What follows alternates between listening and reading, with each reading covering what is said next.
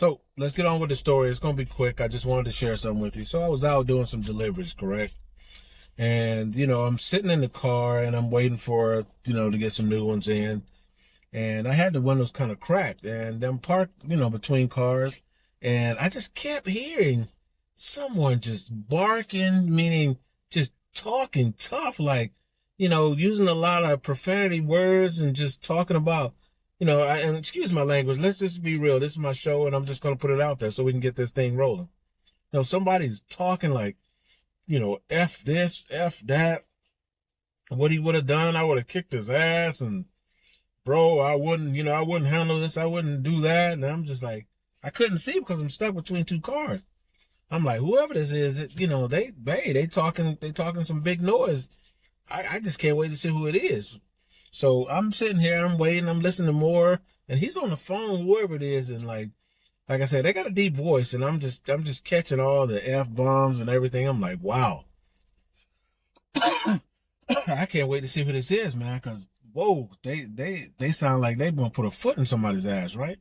I'm like, I just want to see put a face with the sound. So I'm sitting there, and all of a sudden, on the left side of my peripheral, I see a guy, and he's turned half. I can only see half his body, half his face.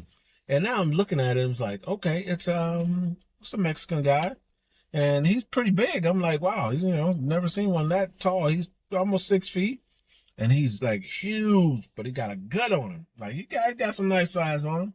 I'm looking from the side, like got a gut on him, but he got some nice size on him, so I can see where the bravado and all that's coming from, because that's what they're known for, talking tough, being tough, trying to be macho. So I'm like, okay, wow, So you guys remember the lesson that you always have to always pay attention to. Sometimes your eyes can deceive you, so you have to look twice. You have to keep your head on a swivel and pay attention. Sometimes your ears can fail you. Because you could think you hear something and it's not there. It's not happening. It's going to be completely different.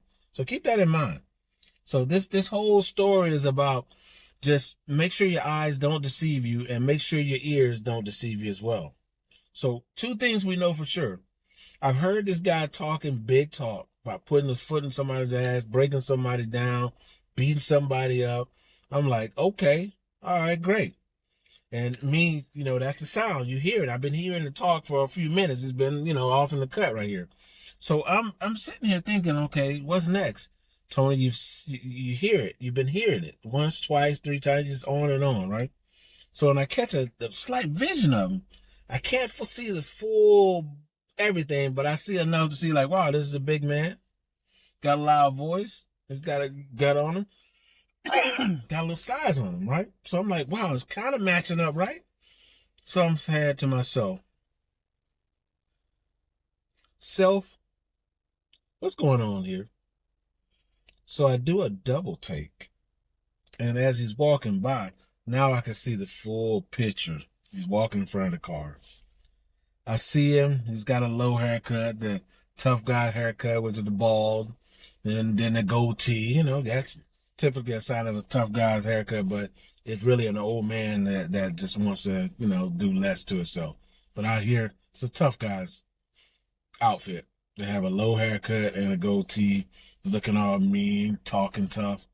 But when I looked him in his face as he walked by the car, it was something different.